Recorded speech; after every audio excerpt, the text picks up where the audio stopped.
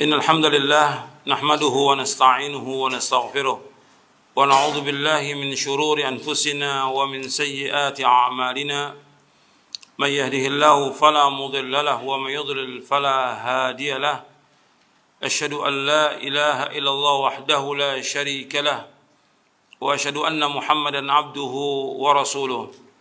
Ayo ikhwah, azakumullah, kepada seluruh kaum muslimin dan muslimat yang mudah-mudahan dirahmati oleh Allah SWT.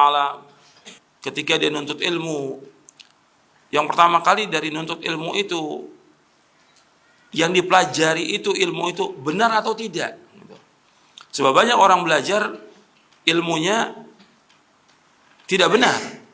Umpamanya dia belajar ilmu kalam, filsafat, atau tasawuf, atau yang lain,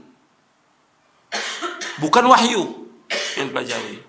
Makanya ketika kita mengatakan untuk ilmu, yang dimaksud untuk ilmu itu mempelajari Al-Quran dan Sunnah, mempelajari wahyu yang Allah turunkan kepada Nabi-Nya Muhammad SAW, Al-Quran dan Sunnah. Dan Al-Quran dan Sunnah ini harus dipahami dengan pemahaman para sahabat radhiyallahu majma'in, karena mereka yang paling tahu tentang Quran, mereka paling tahu tentang Sunnah, mereka yang pertama kali beriman dan mereka yang pertama kali mengamalkan, mereka yang pertama kali mendakwakan, dan mereka yang pertama kali juga berjihad menegakkan agama ini sebelum manusia menegakkan agama ini. Artinya ada orang-orang yang ikhlas yang berjuang menegakkan agama ini, tapi jelas yang pertama kali menegakkan agama ini para sahabat radhiyallahu majma'in. Makanya ilmunya harus jelas dulu. Kemudian setelah ilmu yang dipelajari jelas Quran wa sunnah ala fahmi salaf, yang kedua harus ada i'tiqad. I'tiqad, keyakinan. Yakin enggak dia dengan apa yang dikaji, dengan apa yang dipelajari, dengan apa yang dipahami? Harus yakin. Ada orang belajar tapi enggak yakin, enggak ada manfaatnya pelajaran itu. Di samping dia harus memahami dan dia wajib meyakini. Faham dan yakin. Faham dulu dari apa yang dipelajari itu, dari Quran dan Sunnah. Ala fahmi salaf, dia harus paham, karena tidak dikatakan ilmu kecuali dengan faham. Nah, dikatakan oleh para ulama, al-ilmu al-fahmu. Hadis dalam kitab Sahih Bukhari disebutkan tentang al-ilmu al-fahmu di awal-awal tentang kitabul ilmi.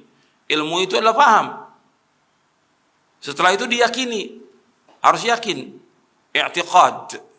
Jadi al-ilmu al-fahmu al-i'tiqad.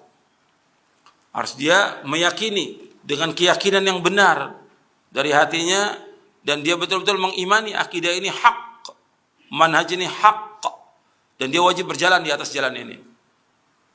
Kalau dia ingin selamat, dia wajib berjalan di atas jalan ini. Itu harus dia diyakini.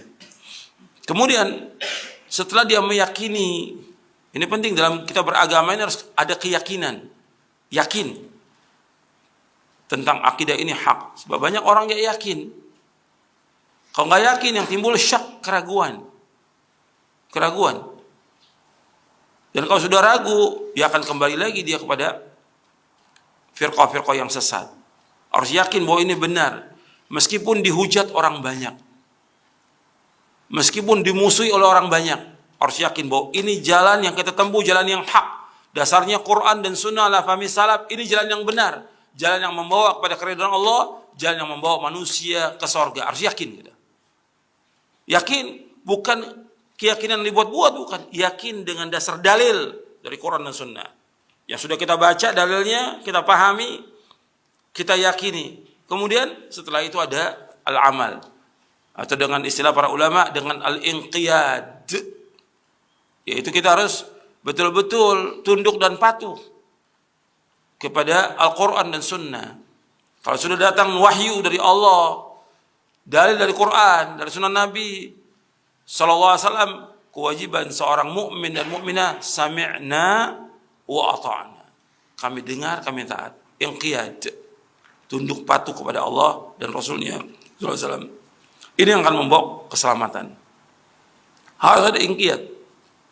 Kalau tidak ada inqiyad, ketaatan, bagaimana dia berjalan menuju kepada Allah? Sebab Allah akan menilai dari apa yang dia amalkan. Bukan ilmu yang dia pelajari sekian banyak, bukan keyakinan, tapi bagaimana dia mengamalkan, dia amalkan atau tidak. Karena keyakinan ikrar lisannya, keyakinannya harus dibuktikan dengan amal. Amal ini merupakan bagian daripada iman. Bahkan termasuk rukun yang terbesar. Amal ini merupakan bagian daripada iman rukunnya. Jadi ini harus dibuktikan dengan amal. Tidak melakukan kesyirikan, tidak melakukan perbuatan-perbuatan bid'ah. Tidak. Betul-betul dia mengikuti wahyu.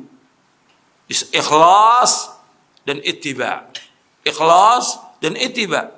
Ikhlas semata-mata karena Allah, tidak berbuat syirik, dan dia ittiba mengikuti sunnah nabinya sallallahu alaihi wasallam. Ini saja yang perlu saya sampaikan, mudah-mudahan bermanfaat. Wassallallahu Nabi Muhammadin sallallahu alaihi wasallam wa akhiru da'wana alhamdulillahirabbil alamin.